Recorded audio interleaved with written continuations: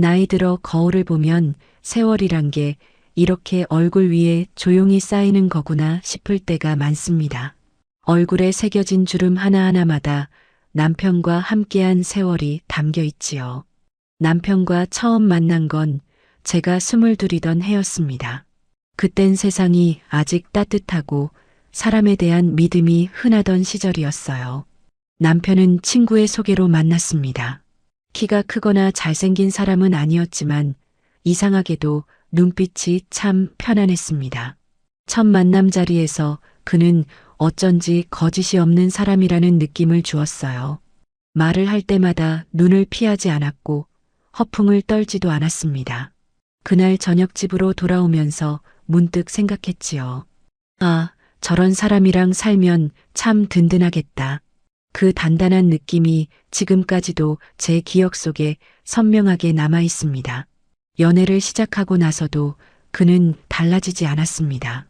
데이트를 하면 늘 시간보다 일찍 나왔고 약속을 어긴 적이 단 한 번도 없었습니다. 그 시절엔 그런 게 다 사랑의 증거 같았어요.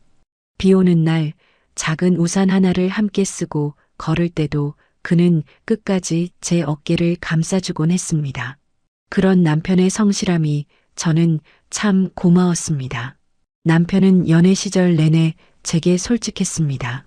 나는 가진 게 많지 않아. 대신 거짓말은 못해. 그 말이 이상하게 믿음이 갔습니다. 결혼하고 나서도 그 믿음은 변하지 않았습니다. 남편은 회사에서 묵묵히 일했고 저는 두 아이를 키우며 살림을 꾸렸습니다. 경제적으로 넉넉하지는 않았지만 남편이 있기에 불안하지 않았어요. 새벽마다 출근길에 서 있는 남편의 뒷모습은 저에게 하루의 시작이자 안심의 상징이었습니다. 그는 단 한 번도 회사에 늦은 적이 없었고 한겨울 폭설이 쏟아지던 날에도 늘 같은 버스를 타고 나갔습니다. 오늘도 다녀올게. 그 말 한마디에 그 사람의 하루가 얼마나 성실할지 저는 이미 알고 있었습니다. 남편은 누구에게나 신뢰받는 사람이었습니다. 직장 동료들이 명절마다 찾아와 인사할 정도로요. 형님은 진짜 사람이 다르십니다. 요즘 세상에 그렇게 바른 분 없습니다. 그런 말을 들을 때마다 제 어깨가 절로 올라갔습니다. 남편은 제 자랑이었고 저 역시 그의 곁에 있는 걸 자부심으로 여겼습니다. 세월이 흘러 아이들이 자라고 대학을 가고 각자 결혼을 하고 나서도 우리의 일상은 크게 달라지지 않았습니다. 남편은 여전히 새벽에 일어나 출근했고 저는 아침밥을 차리며 그를 배웅했습니다. 가끔은 이렇게 물었지요. 당신도 이제 좀 쉬어야 하는 거 아니에요? 그럴 때마다 남편은 웃으며 대답했습니다. 아직은 일할 만해. 회사가 나한테 아직 필요하대. 그 말 속엔 늘 뿌듯함이 섞여 있었습니다. 그러다 어느 날 남편의 회사에서 전화를 받았습니다. 사모님, 이번에 부장님께서 정년퇴직을 앞두셨어요. 오랜 근속이라 행사 준비 중입니다. 그 말을 듣는 순간 가슴이 뭉클했습니다. 드디어 남편이 쉰다는구나. 이제 좀 여유를 누릴 수 있겠구나. 그동안 고생만 했던 사람인데 앞으로는 여행도 다니고 손주도 보며 살아야지 하는 생각이 들었어요. 그날 저녁 저는 남편에게 이렇게 말했습니다. 당신, 이제 퇴직하면 뭐 하고 싶어요? 남편은 잠시 생각하다가 고개를 숙였지요. 글쎄, 그냥 쉬고 싶네. 너무 오래 달려온 것 같아. 그 말 속엔 피곤함이 묻어 있었습니다. 저는 그저 이제 좀 편하게 살자는 뜻으로 들었습니다. 그런데 그 무렵부터 남편은 조금씩 달라졌습니다. 늘 규칙적이던 생활이 조금씩 흐트러졌어요. 퇴근 시간이 들쭉날쭉해졌고 저녁 식탁에서도 말이 줄었습니다. 예전에는 하루 동안 있었던 일들을 조곤조곤 이야기하던 사람이었는데 요즘은 그저 밥만 먹고 방으로 들어가곤 했습니다. 저는 처음엔 나이를 먹으면 그런가 보다 했습니다. 하지만 마음 한켠이 이상하게 불편했습니다. 그 불편함을 말로 표현할 수는 없었지만 분명히 있었습니다. 퇴직을 한 달 남겨둔 어느 날 밤 남편은 텔레비전을 보다 말고 갑자기 중얼거렸습니다. 사람이 너무 많으면 숨이 막혀. 저는 고개를 돌려 남편을 바라봤습니다. 그의 얼굴은 피곤을 넘어선 무언가로 어둡게 가라앉아 있었습니다. 당신 무슨 일 있어요? 아니야, 그냥 그래. 그 한마디가 이상하게 마음에 걸렸습니다. 그 이후로 남편은 집에서도 종종 멍하니 창밖을 바라보았습니다. 어디를 보는지 모를 눈빛이었어요. 한 번은 제가 다가가 묻기도 했습니다. 무슨 생각해요? 그냥 그동안 산 게 참 빠르구나 싶어서. 그 말을 듣고 저는 순간 울컥했습니다. 함께 보낸 세월이 주마등처럼 스쳐갔거든요. 결혼식 날, 첫 아이를 낳던 날, 이사하던 날, 남편의 생일마다 준비하던 미역국 냄새까지 모든 게 그렇게 순식간에 지나갔다니 마음 한쪽이 허전했습니다. 그날 밤 저는 혼자 앨범을 꺼내봤습니다. 젊은 시절의 우리 모습이 한 장 한 장 넘길 때마다 웃음이 나왔습니다. 그 사진 속 남편은 늘 제 옆에 있었습니다. 그런데 문득 최근에 우리 사진이 거의 없다는 걸 깨달았습니다. 언제부터였을까요? 같이 찍은 사진이 없다는 사실이 그렇게 낯설게 느껴졌습니다. 그제서야 깨달았지요. 우리가 함께 살고 있었지만 어느새 함께가 아니게 된 시간을. 퇴직식 일주일 전 남편이 말을 꺼냈습니다. 이번 주말에 가족들 좀 모아요. 다 같이 밥 먹고 싶어. 저는 반가웠습니다. 그래요. 아이들한테 연락해 볼게요. 퇴직 전 기념으로 좋죠. 그때까지만 해도 그 자리가 그렇게 무겁게 될 줄 몰랐습니다. 주말이 되자 아들과 딸 부부가 모두 모였습니다. 한정식 집에서 둘러앉아 식사를 하며 이야기를 나눴습니다. 남편은 평소보다 더 말이 없었습니다. 그가 숟가락을 놓을 때쯤 갑자기 고개를 들고 말했습니다. 할 말이 있어. 그때의 분위기를 저는 아직도 생생히 기억합니다. 식당 안의 음악이 잠시 멎은 것 같았고 모두의 시선이 남편에게로 쏠렸습니다. 퇴직하고 나면 혼자 지내보려고 해. 조용한 산속에서. 그 말이 떨어지자 공기가 얼어붙었습니다. 아들은 젓가락을 멈췄고 딸은 놀란 눈으로 아버지를 바라봤습니다. 저는 아무 말도 하지 못했습니다. 그저 남편의 얼굴을 바라봤지요. 그 얼굴에는 후련함과 결심이 묘하게 뒤섞여 있었습니다. 그날 집으로 돌아오는 길, 아이들은 걱정스러운 눈빛으로 물었습니다. 엄마, 아버지 정말 혼자 가신대요? 응, 잠깐 혼자 지내보겠대. 그렇게 말했지만 제 마음속은 이미 복잡했습니다. 남편이 왜 그런 결정을 내렸는지 도무지 이해가 되지 않았거든요. 그날 밤 남편은 가방을 꺼내 짐을 싸기 시작했습니다. 옷 몇 벌, 책 몇 권, 그리고 낡은 수첩 한 권. 저는 묻고 싶었지만 참았습니다. 당신 언제 돌아올 거예요? 얼마 안 걸릴 거야. 그냥 혼자 있고 싶을 뿐이야. 그 말이 그날의 마지막 대화였습니다. 그는 다음 날 아침 아무 말 없이 떠났습니다. 그날 이후 집안엔 텅 빈 소리가 맴돌았습니다. 그가 매일 켜던 아침 라디오도 신문을 넘기던 바스락거림도 사라졌습니다. 그의 자리엔 침묵만이 남았습니다. 저는 그 빈자리를 견디기 위해 매일 집을 정리했습니다. 그의 컵을 닦고 셔츠를 개고 방안을 쓸었습니다. 하지만 아무리 치워도 그 사람의 그림자가 집안 곳곳에 남아 있었습니다. 그렇게 며칠이 지났을 때 어느 날 아침 창문 너머로 햇살이 들어오는데 이상하게도 그 햇살이 낯설었습니다. 그 사람 없는 햇살은 따뜻하지 않았습니다. 그때 처음으로 실감했습니다. 남편이 떠났다는 사실을, 그리고 내가 혼자라는 현실을. 남편이 떠난 아침은 유난히 조용했습니다. 그가 매일 켜놓던 라디오 소리가 들리지 않았습니다. 부엌 창문으로 들어오는 햇살은 여전했지만 그 빛이 닿는 식탁은 낯설게 비어 있었습니다. 식탁 한쪽에 남편이 앉던 자리가 그대로 있었지만 그 의자는 유난히 차가워 보였습니다. 저는 평소처럼 밥상을 차렸습니다. 그릇 2개 대신 하나만 꺼내고 밥은 반 공기만 담았습니다. 습관처럼 젓가락을 2번 올렸다가 다시 하나를 치웠습니다. 그 단순한 동작 하나에도 눈시울이 붉어졌습니다. 그날 이후로 저는 매일 같은 시간에 눈을 떴습니다. 남편이 있을 때와 다르지 않은 생활이었지만 집은 완전히 달라져 있었습니다. 냉장고의 문을 열면 그가 즐겨 먹던 된장국 재료가 그대로 남아 있었고 신문은 여전히 현관 앞에 쌓였습니다. 하루는 그 신문 더미를 치우려다 손이 멈췄습니다. 맨 위에 놓인 날짜가 남편이 떠난 다음 날이었거든요. 그 이후로 단 하루도 신문을 펼쳐보지 못했습니다.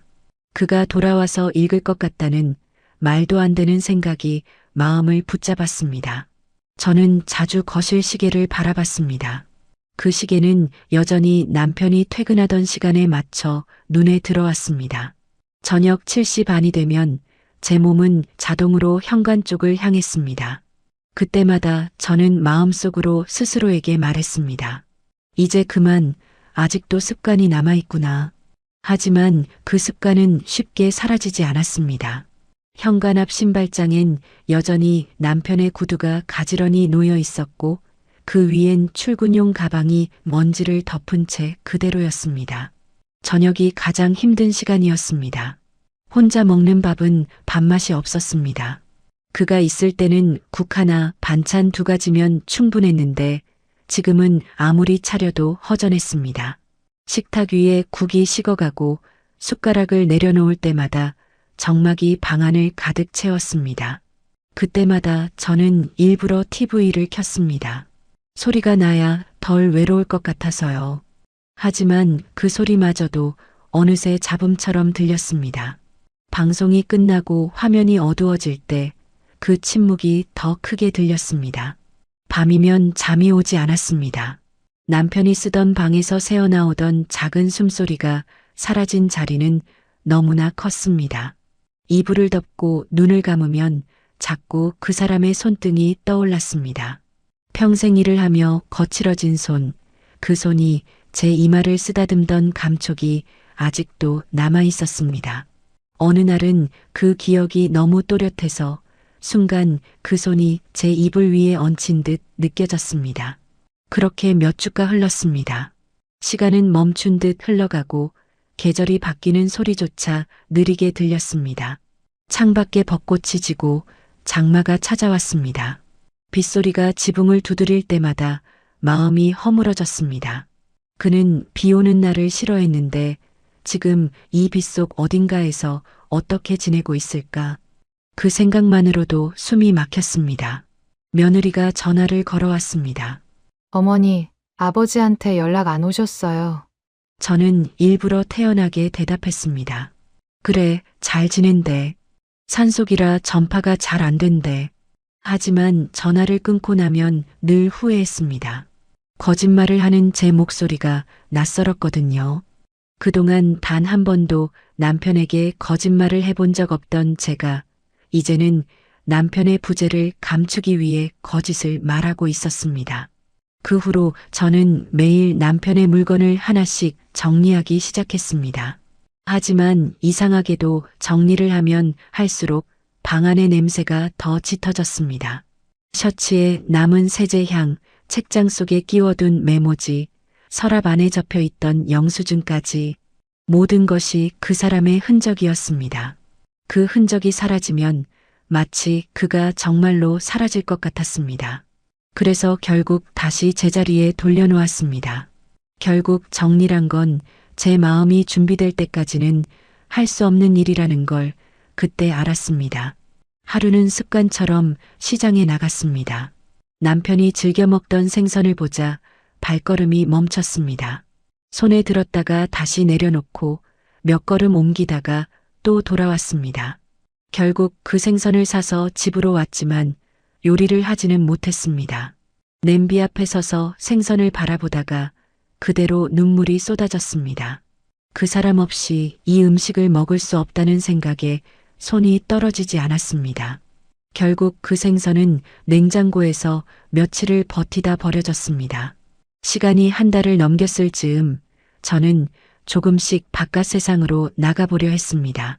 아파트 앞 공원을 걷다가 벤치에 앉으면 노부부들이 손을 잡고 걷는 모습이 눈에 들어왔습니다. 그들의 뒷모습은 참 평화로웠습니다. 그런데 그 평화가 제겐 고통이었습니다.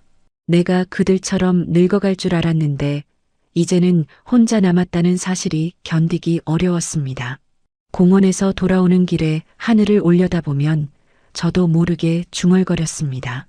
당신은 지금 어디서 해지는 걸 보고 있을까? 그날 밤 저는 오랜만에 잠이 들었습니다. 꿈속에서 남편이 나왔습니다. 그는 아무 말 없이 웃고 있었습니다. 예전처럼 따뜻한 눈빛이었고 손에는 붕어빵 봉지가 들려 있었습니다. 그 모습을 본 순간 저는 울면서 깼습니다. 눈을 뜨자마자 현실의 공기가 차갑게 밀려왔습니다. 그때 깨달았습니다. 사람이 떠나도 그 사람이 남긴 시간은 쉽게 사라지지 않는다는 걸. 이제 남편이 떠난 지 3달이 되어 갑니다. 시간은 흐르고 있지만 제 하루는 여전히 그가 있던 자리에서 맴돕니다. 아침마다 식탁에 앉아 커피를 내리고 창밖을 바라봅니다. 그 창문 너머의 햇살이 언젠가 그와 함께 보던 빛과 같아서 오늘도 저는 그 자리에 앉아 있습니다. 마치 그가 돌아올까봐 혹은 다시는 돌아오지 않을까봐 두려운 마음으로요. 남편이 떠난 지 넉 달이 되던 날이었습니다. 그날은 유난히 바람이 거셌습니다. 거실 창문이 덜컹거리고 커튼이 천천히 흔들릴 때마다 마음 한켠이 허전했습니다. 저녁을 준비하다 말고 문득 전화기를 들었습니다. 그동안은 남편에게 전화를 걸어본 적이 없었습니다. 굳이 방해하고 싶지 않았고 언젠가는 연락이 오겠지 생각했거든요. 그런데 그날은 이상하게 손이 먼저 움직였습니다.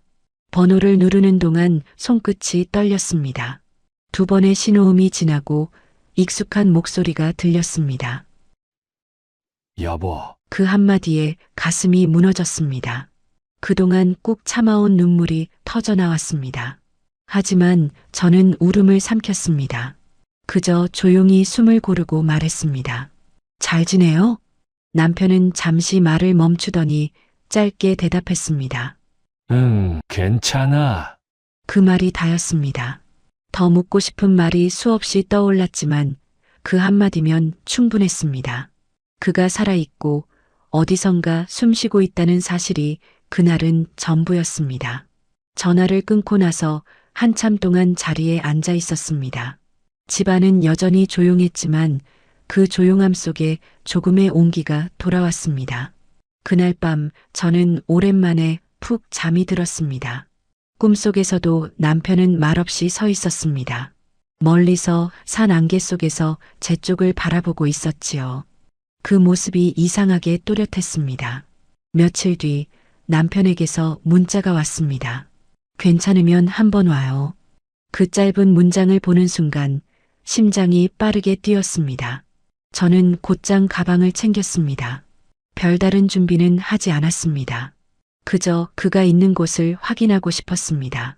정말로 혼자 있는지, 정말로 잘 지내는지. 기차를 타고 버스를 2번 갈아타고 마지막엔 택시를 타야 했습니다. 택시 기사님이 물었습니다. 산장까지요? 거기 요즘 사람 거의 안 가요. 그 말이 조금 마음에 걸렸지만 저는 고개를 끄덕였습니다. 창밖으로 스쳐가는 풍경은 점점 푸르고 깊어졌습니다. 도시의 소음은 사라지고 산의 냄새가 차창으로 들어왔습니다. 차가 멈춘 곳은 좁은 비포장도로의 끝이었습니다. 그 아래엔 아무것도 없었습니다. 그 길 끝으로 좁은 산길이 이어졌습니다. 저는 천천히 그 길을 걸었습니다. 나뭇잎이 바람에 스치며 내는 소리 외에는 아무것도 들리지 않았습니다. 발 아래에서 흙이 바스락거렸습니다. 그 소리가 묘하게 사람의 숨소리처럼 느껴졌습니다. 한참을 오르자 낡은 통나무집 하나가 나타났습니다. 지붕은 이끼로 덮여 있었고 벽에는 오래된 간판이 걸려 있었습니다. 산장이라는 글씨가 희미하게 남아 있었습니다. 문 앞에는 남편의 신발이 놓여 있었습니다. 그 신발을 보는 순간 심장이 멎는 듯 했습니다. 그가 진짜 여기 있었던 겁니다. 문은 잠겨 있지 않았습니다. 천천히 밀자 삐걱하는 소리가 났습니다. 안에는 나무 냄새가 가득했습니다. 작은 난로 위엔 주전자가 올려져 있었고 그 안에서 물이 천천히 끓고 있었습니다. 창문 옆에는 낡은 책상과 의자가 있었고 그 위에는 펜과 노트 한 권이 놓여 있었습니다. 그 노트에는 삐뚤빼뚤한 글씨로 짧은 문장들이 적혀 있었습니다. 오늘은 비가 왔다. 새소리가 크다. 잠이 잘 안 온다. 그 문장을 한 줄 한 줄 읽을 때마다 남편의 목소리가 들리는 듯 했습니다. 그가 얼마나 조용히 묵묵히 살아왔는지 느껴졌습니다. 저는 천천히 방 안을 둘러봤습니다. 구석에는 남편의 셔츠가 개어져 있었고 작은 라디오가 먼지를 뒤집어 쓴 채 있었습니다. 벽에는 오래된 달력이 걸려 있었습니다. 달력에는 아무 표시도 낙서도 없었습니다. 그저 날짜만 흘러가고 있었습니다. 그 단조로운 종이 한 장이 남편의 시간을 보여주는 것 같았습니다. 바깥으로 나오자 바람이 세차게 불었습니다. 산 아래로 내려다 보이는 풍경은 고요했습니다. 나무들이 바람에 흔들리고 햇빛이 나뭇잎 사이로 비쳐들었습니다. 그 순간 이상하게도 마음이 놓였습니다. 그가 도망친 게 아니라 정말로 잠시 쉬고 있었구나. 그가 왜 이곳을 택했는지 이제야 이해할 수 있을 것 같았습니다. 도시에선 찾을 수 없는 고요함이 여기에 있었습니다. 그 고요함 속에 남편의 고단한 세월이 담겨 있었던 거겠지요. 문득 뒤에서 발소리가 났습니다. 고개를 돌리자 남편이 서 있었습니다. 햇빛에 얼굴이 반쯤 가려 있었지만 그가 웃고 있다는 걸 알 수 있었습니다. 그는 예전보다 마르고 피부는 그을려 있었지만 눈빛은 편안했습니다. 저는 한 걸음도 다가가지 못했습니다. 그저 그를 바라봤습니다. 그 순간 입에서 단 한마디가 흘러나왔습니다. 당신 정말 여기 있었네요. 그 말은 바람에 실려 천천히 흩어졌습니다. 남편은 대답하지 않았습니다. 그저 고개를 끄덕이며 산 아래를 바라봤습니다. 그 눈빛엔 설명할 수 없는 평온함과 멀어짐이 함께 깃들어 있었습니다. 저는 그제야 깨달았습니다. 그가 떠난 이유가 단순한 피로가 아니었다는 걸. 사람은 누구나 자신만의 쉼터를 찾는다지만 남편에게 그 쉼터는 세상과의 단절이었고 나에게는 기다림의 시작이었음을. 그날 해가 저물 무렵 산장 앞마당에는 긴 그림자가 드리워졌습니다. 저는 문득 추워진 어깨를 감싸며 천천히 산 아래로 내려왔습니다. 돌아보니 남편의 모습은 여전히 그 자리에 있었습니다. 그는 마치 그곳이 자신의 마지막 자리인 듯 움직이지 않았습니다. 그날 이후 저는 마음속으로 알았습니다. 그가 돌아오지 않아도 그곳이 이제 그의 세상이라는 걸. 산길을 내려오던 그날의 공기는 유난히 맑았습니다. 하지만 제 발걸음은 유난히 무거웠습니다. 바람은 나뭇가지를 흔들며 귓가를 스쳤고 그 바람 사이로 남편의 숨소리 같은 잔향이 따라왔습니다. 나는 몇 번이나 뒤를 돌아봤습니다. 산장은 그대로였습니다. 그 작은 집은 마치 세상과 단절된 다른 시간 속에 존재하는 것 같았습니다. 그 안에서의 남편은 나와 다른 리듬으로 살아가고 있었습니다. 그 사실이 처음엔 낯설고 곧 슬프게 느껴졌습니다. 버스 정류장까지 내려오는 길은 길고 조용했습니다. 산길을 따라 내려오는 동안 새소리가 멀어지고 풀잎의 향기가 바뀌어 갔습니다. 나는 몇 번이나 멈춰섰습니다. 돌아가야 한다는 생각이 발목을 잡았지만 이미 마음은 알고 있었습니다. 그 사람은 이제 스스로 선택한 고요 속에서 살기로 한 거라는 걸. 버스 창가에 앉았을 때 손끝에 흙냄새가 남아 있었습니다. 그 흙냄새 속에는 남편의 온기가 섞여 있었고 그것이 이상하게 위안이 되었습니다. 창밖으로 스쳐 지나가는 산의 능선마다 햇빛이 부서지고 그 빛 속에 남편의 얼굴이 떠올랐습니다. 그는 말이 적었지만 평생 한 번도 자기 마음을 함부로 드러내지 않았습니다. 이제 와서야 그 침묵의 의미를 조금은 알 것 같았습니다. 그 사람은 언제나 스스로를 지키는 방식으로 세상을 버텨온 사람이었지요. 그리고 이제는 그 마지막 방식을 혼자 있는 것으로 택한 겁니다. 집에 도착했을 때는 해가 거의 저물 무렵이었습니다. 현관문을 여는 순간 익숙한 공기가 밀려왔습니다. 하지만 그 공기 속엔 이제 그 사람의 냄새가 희미했습니다. 신발장 위에 놓인 구두는 여전히 제자리에 있었지만 그 구두는 더 이상 그 사람의 것이 아닌 것처럼 느껴졌습니다. 집안은 깨끗했지만 정리된 만큼 비어 있었습니다. 나는 천천히 거실로 들어가 소파에 앉았습니다. 한참 동안 아무 말도 하지 않았습니다. 테이블 위에는 며칠 전 떠나기 전 마시던 커피잔이 놓여 있었습니다. 그때는 그 잔이 단순히 남편의 흔적이라 생각했는데 지금은 그 잔이 마치 부재의 상징처럼 느껴졌습니다. 그 사람은 이제 돌아오지 않을 수도 있겠구나. 이제는 정말 그를 붙잡을 수 없겠구나. 그 생각이 스며들며 가슴이 조용히 저려왔습니다. 저녁이 되어 불을 켰습니다. 형광등 불빛이 낯설게 느껴졌습니다.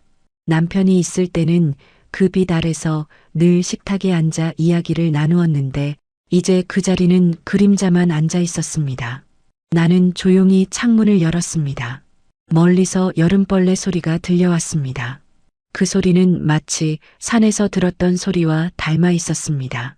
남편의 세상과 내 세상이 그 소리 하나로 이어져 있는 듯 했지요. 그날 밤 나는 남편의 방 문을 열었습니다. 책상 위에는 오래된 시계가 있었고 초침이 일정한 속도로 움직이고 있었습니다. 그 소리를 듣다 보니 마음이 조금 가라앉았습니다. 세상은 멈추지 않고 돌아가고 있구나. 그 사람도 어딘가에서 지금 이 순간을 살아가고 있겠구나. 그 생각이 이상하게 위로가 되었습니다. 이불을 덮고 누웠을 때 창밖의 달빛이 방 안으로 스며들었습니다. 그 빛이 벽을 따라 천천히 흘러갔습니다. 나는 눈을 감고 속삭였습니다. 그래요, 당신 뜻대로 하세요. 그 한마디가 그날 밤의 전부였습니다. 그 말을 내뱉는 순간 눈물이 흘렀지만 마음은 이상하게 가벼워졌습니다. 그를 말릴 수 없다는 걸 인정하자 비로소 숨이 편해졌습니다. 다음 날 아침 나는 남편의 컵을 깨끗이 씻어 찬장에 넣었습니다. 그것은 이별의 의식 같았습니다. 이제는 기다리지 말아야겠다고. 그 사람의 세상은 이제 산속이고 나의 세상은 이 집 아니라는 걸 받아들여야겠다고 그렇게 마음속으로 다짐했습니다. 창문을 열자 바람이 부드럽게 들어왔습니다. 그 바람은 어제 산에서 느꼈던 냄새와 같았습니다. 그 순간 문득 우리가 서로 다른 곳에 있어도 같은 공기를 마시고 있다는 사실이 위로처럼 다가왔습니다. 그날 이후로 나는 매일 아침 남편이 있던 자리에 커피 한 잔을 놓습니다. 누가 마시지 않아도 괜찮습니다. 그 향이 퍼질 때마다 어딘가 산속에서도 같은 냄새가 떠돌 것 같으니까요. 그렇게 하루하루가 흘러갑니다. 이제는 기다림이 아니라 그냥 함께 숨쉬는 시간으로 바뀌었습니다. 남편이 떠난 지 반년이 지나면서 삶은 조금씩 제자리를 찾아가는 듯 했습니다. 아침이면 커피를 내리고 창문을 열어 바람을 맞았습니다. 그 바람 속에는 여전히 산의 냄새가 섞여 있었지만 이제는 그 냄새가 덜 낯설었습니다. 남편이 없는 생활에 조금씩 익숙해지는 자신을 느낄 때마다 마음 한구석이 시리긴 했지만 그래도 사람은 살게 되어 있었습니다. 이웃들과 가벼운 인사를 나누고 시장에 다녀와 냉장고를 정리하고 저녁이면 조용히 라디오를 켰습니다. 라디오에서 흘러나오는 사연들은 하나같이 평범했습니다. 남편과 오랜만에 여행을 다녀왔다. 손주가 초등학교에 들어갔다. 그 이야기들을 들으며 미소를 지었지만 그 미소가 오래 머물지는 않았습니다. 나는 이제 남편과의 이야기를 과거형으로만 떠올릴 수 있다는 게 서글펐습니다. 그날도 평소처럼 오후에 공원으로 나갔습니다. 하늘은 맑았고 바람은 살짝 차가웠습니다. 가을로 넘어가는 시기였지요. 낙엽이 바람에 날리며 벤치 옆을 스쳤습니다. 나는 평소처럼 조용히 걷다가 오래된 벤치에 앉았습니다. 나뭇잎이 바닥을 덮은 산책로 위로 조깅하는 사람들이 오가고 있었습니다. 그들 중 한 사람이 눈에 익었습니다. 그는 잠시 내 앞을 지나쳤다가 내 얼굴을 보고 멈춰 섰습니다. 사모님, 오랜만이네요. 그는 남편의 직장 동료였습니다. 몇 년 전 명절에 우리 집에 들러 인사를 했던 사람. 그때도 예의 바른 인상이었지요. 그가 반갑게 웃으며 다가왔습니다. 나는 오랜만에 인연이 반가워 미소를 지었습니다. 아, 네. 오랜만이네요. 요즘 어떻게 지내세요? 그냥 뭐, 회사 다니죠? 부장님은 잘 계시죠? 그 순간 마음이 잠시 멈췄습니다. 부장님, 그는 여전히 남편을 그렇게 불렀습니다. 나는 잠시 숨을 고르고 조용히 대답했습니다. 이제 퇴직하셨잖아요. 지금은 산속에서 지내세요. 그가 고개를 끄덕이며 말했다. 아, 그렇군요. 그래도 참, 형님은 대단한 분이셨죠? 그 말이 끝나자 그는 잠시 머뭇거렸습니다.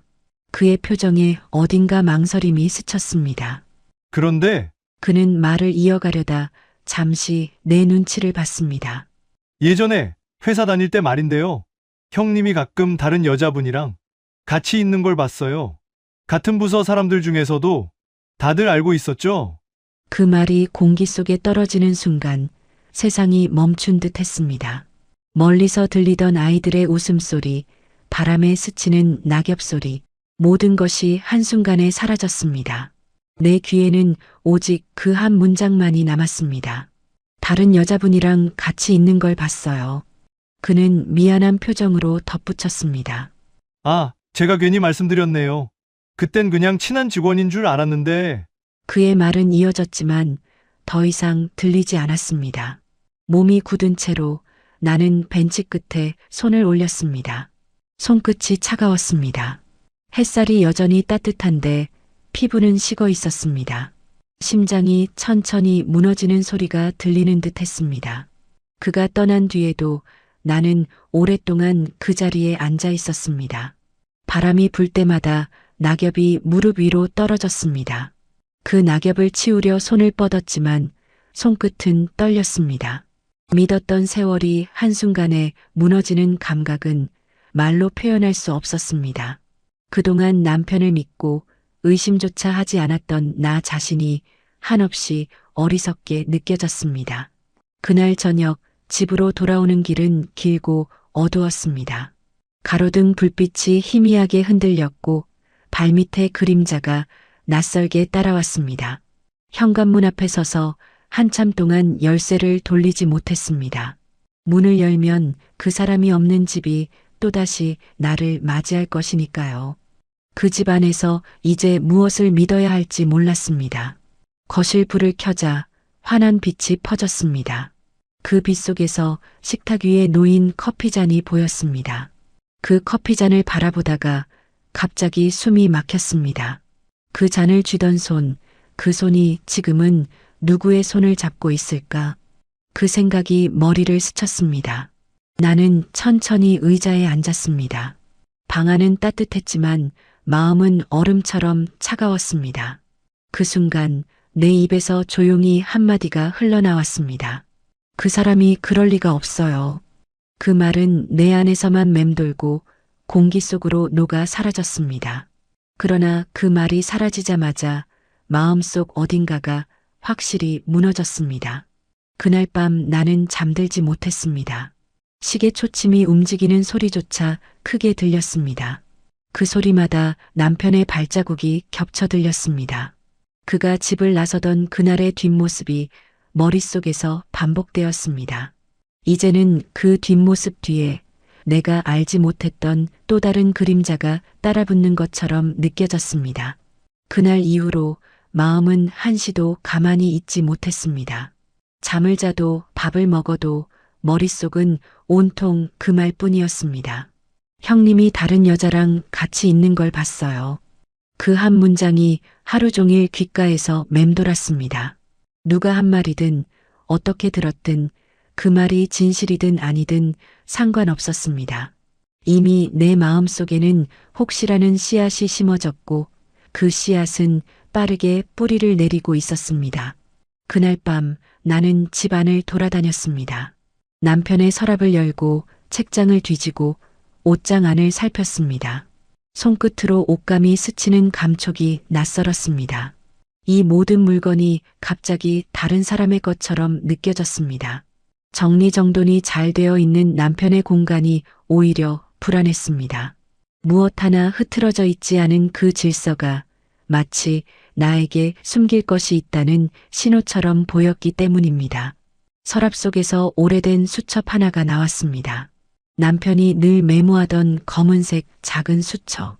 나는 조심스럽게 펼쳤습니다. 안에는 날짜와 간단한 문장들이 적혀 있었습니다. 회의, 출장, 보고서, 단조로운 기록들이었지만 그 사이에 몇몇 낯선 장소 이름이 눈에 들어왔습니다. 목련다방, 청암식당, 그곳들이 회사 근처인지 다른 지역인지 알 수 없었습니다. 하지만 그 이름들만으로도 가슴이 두근거렸습니다. 나는 손끝으로 글자를 더듬으며 생각했습니다. 혹시 그가 말한 출장이 진짜 출장만은 아니었을까? 시계를 보니 새벽 2시가 넘었습니다. 불 꺼진 거실에 앉아 수첩을 무릎 위에 올려두었습니다. 방 안의 어둠은 짙고 시계 초침 소리가 유난히 크게 들렸습니다.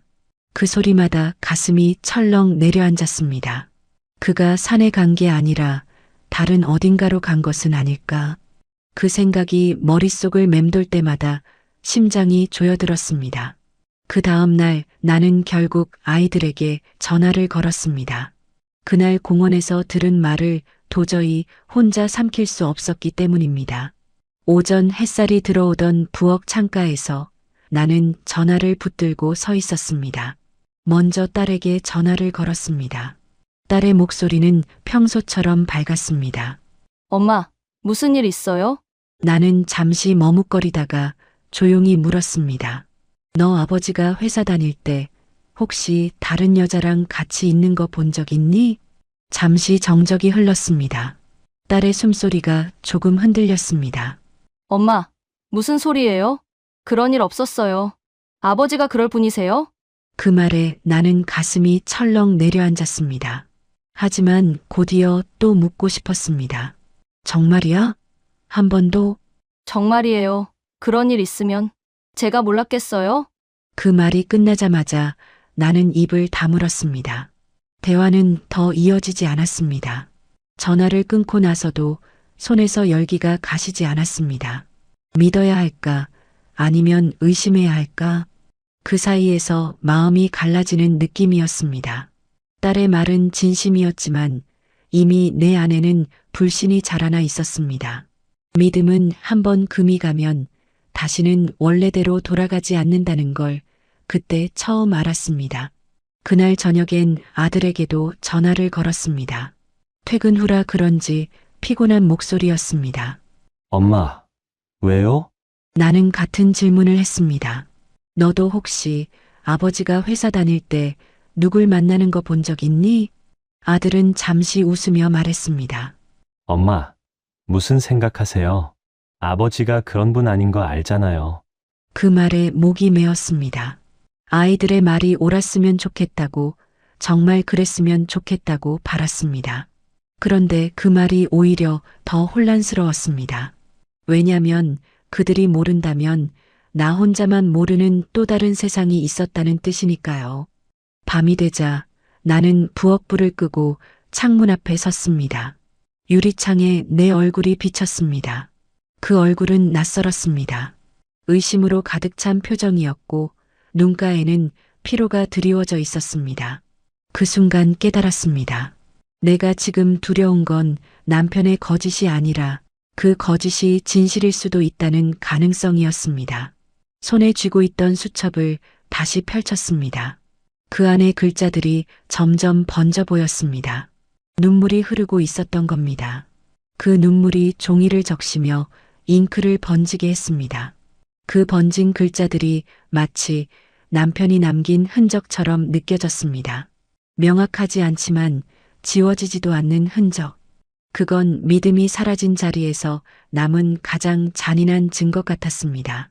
그날 새벽 창밖에서 새들이 울었습니다.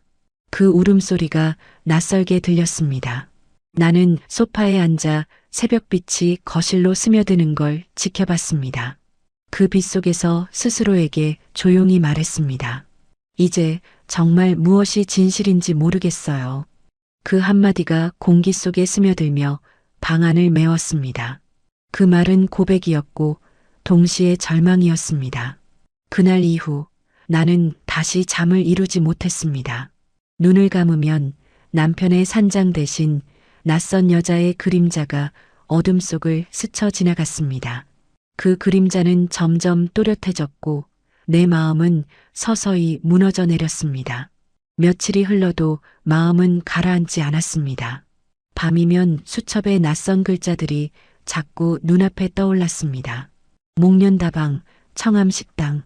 짧은 단어들이었지만 그 안에는 내가 모르는 남편의 시간이 숨어 있는 듯 했습니다. 그가 언제, 누구와, 어떤 이유로 그곳에 있었을까? 그 생각이 머리를 떠나지 않았습니다. 믿고 싶지 않았지만 이제는 믿음이라는 단어 자체가 낯설었습니다. 그날 아침 커튼 사이로 스며든 햇살이 유난히 차갑게 느껴졌습니다. 커피를 끓이면서 손이 떨렸습니다. 컵 안으로 떨어지는 커피의 물줄기가 점점 흔들렸습니다. 그 흔들림이 내 마음 같았습니다.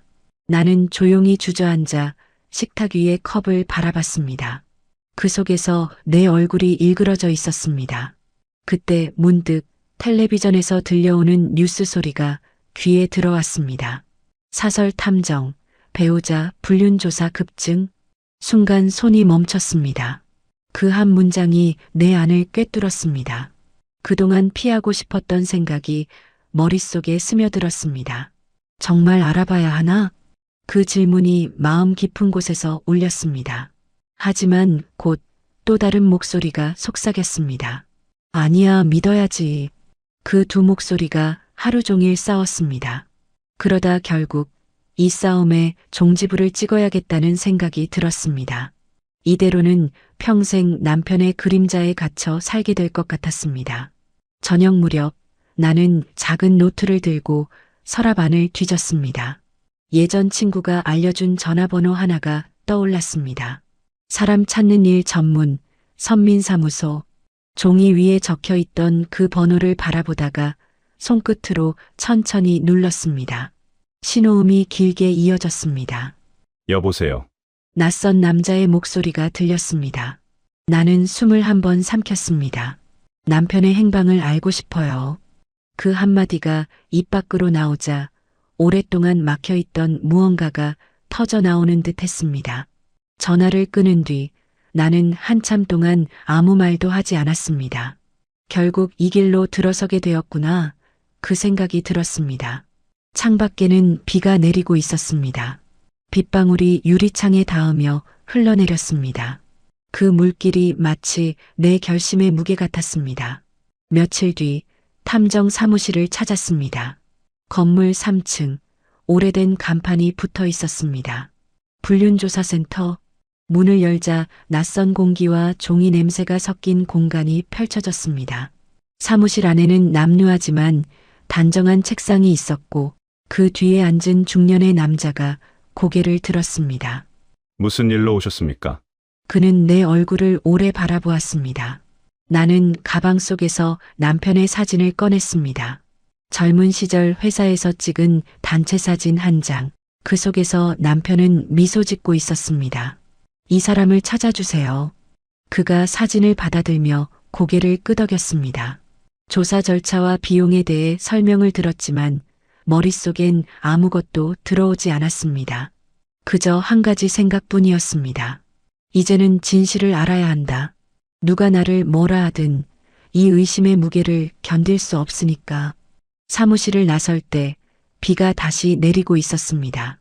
우산을 펴지도 않은 채 걷기 시작했습니다. 비는 옷깃을 적시고 머리칼 사이로 흘러내렸습니다. 하지만 그 차가움이 오히려 위로 같았습니다. 이제는 돌아갈 수 없다는 걸 그 차가운 감촉이 알려주고 있었습니다. 집에 돌아와 신문지 위에 젖은 구두를 벗었습니다. 그 구두에서 물이 떨어지며 방바닥에 작은 점들을 남겼습니다.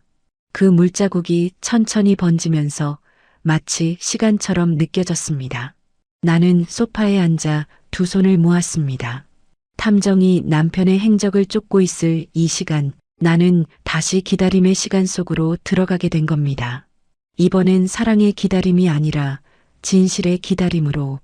그날 밤 불을 끄고 누워 있는데 마음속에서 목소리가 들렸습니다. 정말 알아도 괜찮겠어요? 그건 내 안의 두려움이 물어보는 소리였습니다. 나는 천천히 눈을 감은 채 대답했습니다.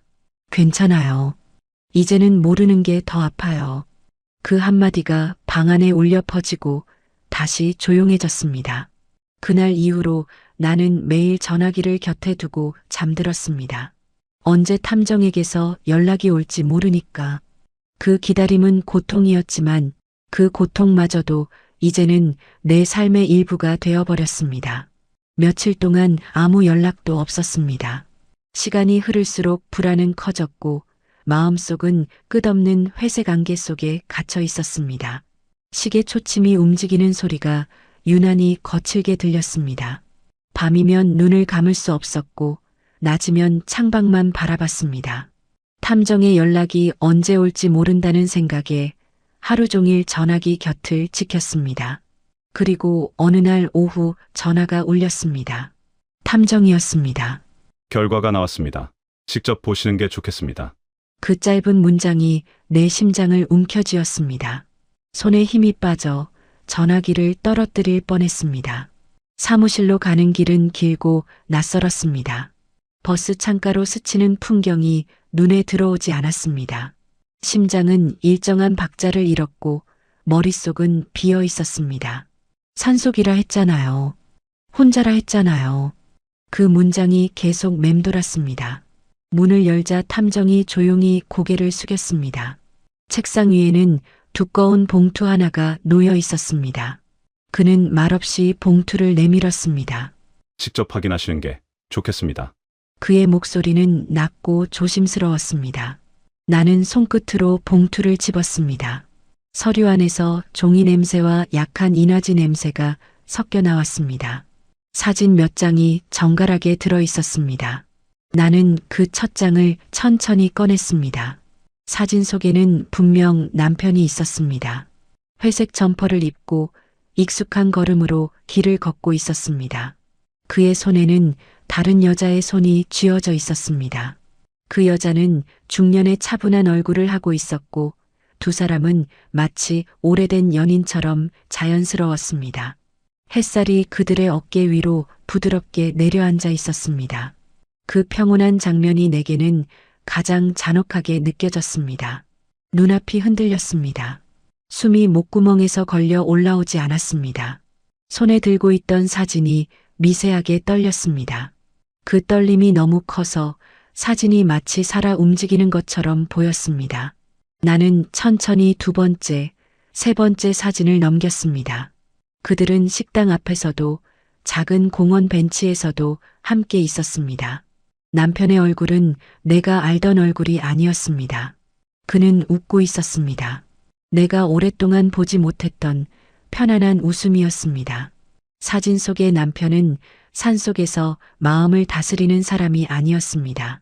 그는 분명 도시의 한복판에서 다른 여자와 함께 살아 숨쉬고 있었습니다. 그 사실이 너무 명확해서 오히려 비현실적으로 느껴졌습니다. 나는 한참 동안 그 사진을 바라봤습니다. 시간이 멈춘 듯했고 공기조차 움직이지 않았습니다. 어디선가 시계 초침 소리가 들렸지만 현실의 소리로는 들리지 않았습니다. 머릿속이 하얘졌고 모든 생각이 끊겼습니다. 그때 내 입에서 아주 작고 떨리는 한마디가 새어나왔습니다. 이 사람 맞아요. 그 한마디가 입 밖으로 나오자 마치 모든 세상이 무너지는 소리가 들렸습니다. 그 말은 인정이었고 동시에 포기였습니다. 탐정은 아무 말도 하지 않았습니다. 그저 고개를 숙인 채 사진을 다시 봉투 안으로 넣었습니다. 나는 손을 들어 얼굴을 가렸습니다. 눈물이 떨어지기 시작했습니다. 처음엔 조용히, 그러다 점점 흐느낌이 되어 방 안을 채웠습니다. 그 울음은 소리가 아니라 긴 숨처럼 길게 이어졌습니다. 사진이 내 손끝에서 미끄러져 바닥에 떨어졌습니다. 사진 속 남편의 얼굴이 바닥 위에서 나를 올려다보고 있었습니다. 그 표정은 이상하게도 평화로웠습니다. 그 평화로움이 오히려 잔인했습니다. 그가 얼마나 오래 나를 속였을지, 얼마나 자연스럽게 이중의 삶을 살았을지, 그 모든 시간들이 그 미소 안에 담겨 있는 듯 했습니다. 사무실을 나와 거리로 나왔을 때 햇빛이 눈부셨습니다. 세상은 아무 일도 없다는 듯 평온했습니다. 사람들은 걸었고 아이들은 웃었습니다. 하지만 그 모든 소리가 멀게 들렸습니다. 내 발밑 그림자는 흔들렸고 그 위로 눈물이 한 방울 떨어졌습니다. 집으로 돌아오는 길, 손에는 여전히 그 봉투가 들려 있었습니다. 그 봉투가 무겁게 느껴졌습니다. 안에는 단지 사진 몇 장뿐이었지만 그 안에는 내가 믿어온 40년의 세월이 모두 담겨 있었습니다. 현관 앞에 서자 발이 떨어지지 않았습니다. 문을 열면 또 그 빈집이 기다리고 있을 테니까요. 그 빈집 안에서 이 사진들을 어디에 두어야 할지, 어떻게 살아야 할지 알 수 없었습니다. 나는 천천히 현관문에 기대었습니다. 눈을 감자 사진 속 장면이 다시 떠올랐습니다. 햇살 속의 남편, 그 옆에 낯선 여자, 그리고 내 안에서 무언가가 완전히 꺼졌습니다. 그날 밤 집안은 적막했습니다. 테이블 위에 사진 봉투가 놓여 있었고 그 옆엔 식지 않은 커피 한 잔이 있었습니다. 나는 그 앞에 앉아 아무 말 없이 새벽까지 앉아 있었습니다. 눈앞에서 사진들이 천천히 흐려져 갔습니다. 그 흐려진 사진 속에서 나는 한 가지를 분명히 느꼈습니다. 이제 내가 사랑하던 사람은 더 이상 이 세상 어디에도 존재하지 않는다는 걸. 그날 이후 나는 며칠 동안 아무 말도 하지 못했습니다.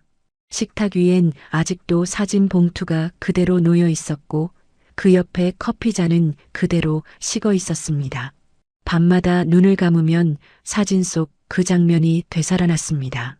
남편의 미소, 그 옆에 낯선 여자, 그 웃음이 내 삶을 송두리째 삼켜버린 듯 했습니다. 눈물은 더 이상 나오지 않았습니다. 대신 머릿속은 차갑게 식었습니다. 그동안 나는 너무도 오래 착한 아내로 살았습니다. 남편이 정직하다고 믿었고, 남편이 옳다고 생각했고, 남편이 떠나도 그 이유를 이해하려 했습니다. 하지만 이제는 알았습니다. 그 정직함 뒤에 얼마나 오랜 거짓이 숨어 있었는지를. 그날 새벽 나는 봉투를 들고 일어섰습니다. 그 안에 담긴 사진 몇 장이 이제 내 인생을 바꿀 증거가 될 것이었습니다. 책상 서랍에서 가족 등본과 인감도장을 꺼냈습니다. 손이 떨리지 않았습니다. 마음은 이미 결심으로 굳어져 있었습니다. 다음 날 변호사 사무실을 찾았습니다. 유리문 안쪽에서 차분한 목소리가 나를 맞이했습니다. 어떤 일로 오셨습니까? 나는 가방에서 사진 봉투를 꺼냈습니다. 그 안의 사진들을 책상 위에 펼쳐놓는 순간 공기가 묵직해졌습니다. 그 여자의 손, 남편의 웃음, 그 거리의 햇살, 모두가 증거가 되었습니다. 변호사는 조용히 사진을 한 장씩 넘기며 물었습니다. 정신적 피해, 보상과 이혼 소송 함께 진행하시겠습니까? 나는 고개를 끄덕였습니다. 그 한 번의 고갯짓이 내 40년의 결혼 생활을 끝내는 신호가 될 줄 알면서도 조금도 망설이지 않았습니다. 이제는 그 어떤 감정도 남아있지 않았습니다. 며칠 뒤 서류가 정리되었고 소송이 접수되었습니다. 법원에서 연락이 왔습니다. 남편은 재판장에 서야 했습니다. 그가 법정에서 내 얼굴을 다시 보게 될 것이라는 생각에 이상하게도 마음은 고요했습니다. 재판 당일 법정의 공기는 무겁고 냉정했습니다. 법복을 입은 판사가 자리에 앉았고 양쪽 변호사들이 서류를 정리했습니다. 남편은 맞은편 자리에 앉아 있었습니다. 몇 달 만에 보는 얼굴이었습니다. 그 얼굴은 낯설었습니다. 내가 알고 있던 사람의 얼굴이 아니었습니다. 그의 눈빛에는 후회와 두려움이 섞여 있었습니다. 하지만 그 눈빛조차도 나를 흔들지 못했습니다. 변호사는 내 대신 모든 말을 했습니다. 나는 조용히 앉아 수십 년의 기억을 머릿속에서 정리했습니다. 그가 퇴근 후 늦게 들어오던 날들, 출장이라고 말하던 밤들, 그가 떠나던 그날의 뒷모습, 모든 것이 하나로 이어졌습니다. 그 모든 시간이 결국 오늘을 만들었다는 걸 실감했습니다. 판결은 길지 않았습니다. 판사는 짧게 서류를 확인하고 판결문을 낭독했습니다. 피고의 불륜행위로 인한 원고의 정신적 피해를 인정하며 남편 명의의 재산 중 절반과 주거용 부동산을 원고에게 귀속함을 명한다. 그 말이 끝나는 순간 법정의 공기가 멈췄습니다. 남편은 고개를 숙였습니다. 그의 어깨가 천천히 떨렸습니다. 판사는 퇴장했고 사람들은 하나둘 자리를 떠났습니다. 하지만 나는 그 자리에서 움직이지 않았습니다. 오직 한 사람만이 나를 바라보고 있었습니다. 남편이었습니다. 그는 내게 다가와 조용히 입을 열었습니다. 입술이 말라 있었고 목소리는 거의 들리지 않았습니다. 미안하다. 정말 미안하다. 그 말은 바닥으로 떨어지는 작은 돌멩이처럼 힘없이 울렸습니다. 나는 잠시 그를 바라봤습니다. 그 얼굴에는 후회가 있었지만 그 후회조차 나에게는 아무 의미가 없었습니다. 시간은 이미 멈췄고 감정은 이미 닳아 없어졌습니다. 그때 나는 아주 조용히 그러나 단단한 목소리로 한마디 했습니다.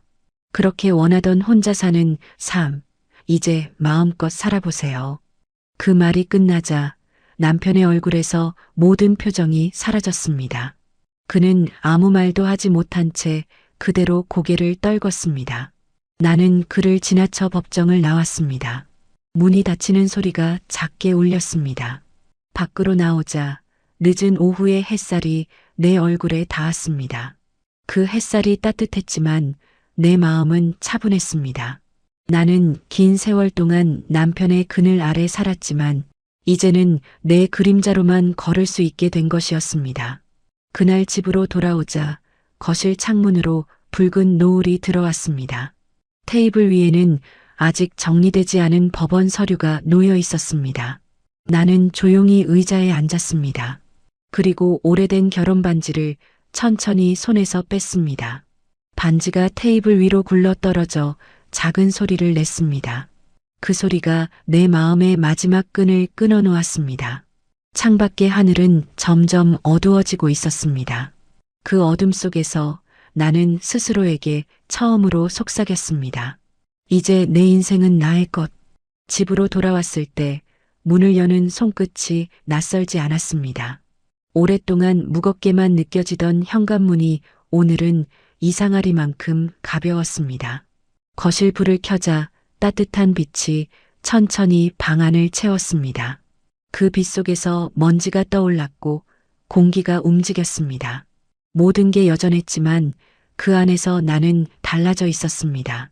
재판 서류가 놓인 테이블 위에 손을 올렸습니다. 그 종이의 표면은 차가웠지만 내 마음은 고요했습니다. 눈앞의 모든 것이 더 이상 과거의 흔적으로 보이지 않았습니다. 이제부터는 시작이라는 생각이 들었습니다. 주방으로 가서 물을 끓였습니다. 물 끓는 소리가 집안 가득 퍼졌습니다. 그 소리가 마치 내 안의 얼음이 천천히 녹아내리는 소리처럼 들렸습니다. 컵에 따뜻한 물을 따라 마셨습니다. 그 온기가 혀끝을 지나 가슴으로 스며들었습니다. 그 순간 나는 처음으로 숨을 고르게 쉬었습니다. 창문을 열었습니다.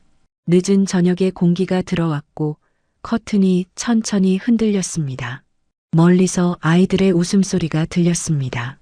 나는 그 소리를 들으며 문득 깨달았습니다. 세상은 아무 일도 없었다는 듯 돌아가고 있었습니다. 그리고 그 안에서 나도 다시 걸어가야 했습니다. 남편 없이 맞는 저녁이었지만 외롭지 않았습니다. 식탁 위에는 혼자 차린 간소한 식사가 놓여 있었습니다. 그 밥 한 숟가락이 눈물보다 짠데 이상하게도 따뜻했습니다. 나는 그 밥을 천천히 씹으며 생각했습니다. 이제부터의 인생은 누군가를 위해서가 아니라 나를 위해서 살아야 한다고. 내가 나를 돌보지 않으면 그 누구도 나를 대신해주지 않는다는 것을 이제서야 배웠습니다. 방 안의 시계가 조용히 흘렀습니다. 그 초침 소리가 안정적으로 들렸습니다. 불안했던 심장이 그 박자에 맞춰 뛰는 듯 했습니다. 나는 천천히 창가로 걸어갔습니다. 밖은 어두웠지만 도시의 불빛이 멀리서 반짝였습니다. 그 불빛들은 낯설었지만 아름다웠습니다. 그 불빛 속에서 내 얼굴이 희미하게 비쳤습니다. 주름진 얼굴, 세월의 흔적이 고스란히 담긴 얼굴. 그 얼굴이 이제는 더 이상 슬퍼 보이지 않았습니다. 나는 조용히 속삭이듯 말했다. 이제는 나 자신을 위해 살아야지. 그 한마디가 공기 속에 스며들며 마음 깊은 곳까지 울려 퍼졌습니다. 그 말은 결심이었고 위로였으며 동시에 선언이었습니다. 그날 밤 창문을 닫고 불을 끄기 전 거실 한가운데에 서서 집안을 둘러봤습니다. 그동안 고통이 가득하던 공간이 이제는 조금씩 따뜻하게 변해가고 있었습니다. 나는 천천히 불을 끄고 방으로 들어갔습니다. 침대에 앉아 이불을 덮으며 생각했습니다. 누군가의 아내로, 누군가의 어머니로 살아온 시간도 소중했지만 이제는 나로 살아가는 시간이 필요하다고. 눈을 감자 마음이 조용했습니다. 밖에서는 빗방울이 가늘게 떨어지고 있었습니다. 그 소리가 어쩐지 자장가처럼 들렸습니다. 오랜 세월의 상처가 천천히 봉합되는 소리 같았습니다. 그날 밤 나는 오랜만에 깊이 잠이 들었습니다. 꿈속에서는 남편도 그 여인도 법정도 없었습니다. 오직 푸른 하늘 아래를 혼자 걷는 나만 있었습니다. 바람이 불었고 나는 미소를 지었습니다. 마침내 그 어떤 구속도 없이 내 발로 걸어가는 나 자신이 되어 있었습니다. 이혼 이후의 삶은 놀랍도록 조용했습니다. 매일 같은 시간에 일어나고 차를 마시고 라디오를 켰습니다. 가끔은 시장을 다녀오고 가끔은 도서관에 들렀습니다. 그 모든 시간이 낯설었지만 이상하게 편안했습니다. 누구의 기분을 살필 필요도, 누구의 눈치를 볼 이유도 없었습니다. 내 인생이 처음으로 온전히 내 것이 된 듯 했습니다. 그렇게 몇 달이 흘렀습니다. 어느 날 저녁 큰아들에게서 전화가 왔습니다. 목소리가 잠시 망설이는 듯 했습니다. 엄마, 혹시 아버지 소식 들으셨어요? 그 말이 떨어지는 순간 마음이 조용히 떨렸습니다. 아버지가 그 여자한테도 버림받으셨대요. 아들은 말을 이어갔습니다. 그 여자가 남의 돈으로 사업을 하다가 망했답니다. 그걸로 서로 싸우고 헤어졌대요. 이제는 아버지 가진 것도 없고 산속에서 혼자 산다네요, 진짜로. 그 산장 있잖아요. 거기서 지내신대요. 그 말을 들었지만 처음엔 아무 감정도 들지 않았습니다. 그저 오래된 이야기처럼 먼 타인의 소식처럼 느껴졌습니다. 창문 밖을 바라보았습니다. 어둑해진 하늘 아래 가로등이 하나둘 켜지고 있었습니다. 그 불빛 사이로 바람이 지나가며 커튼을 흔들었습니다. 잠시 후 아들은 조심스럽게 물었습니다. 엄마, 괜찮아요? 그 질문에 나는 천천히 숨을 내쉬었습니다. 괜찮다는 말도 화난다는 말도 나오지 않았습니다. 그저 한 가지 생각만이 마음을 스쳤습니다. 사람은 결국 자신이 만든 길 위로 되돌아간다는 것.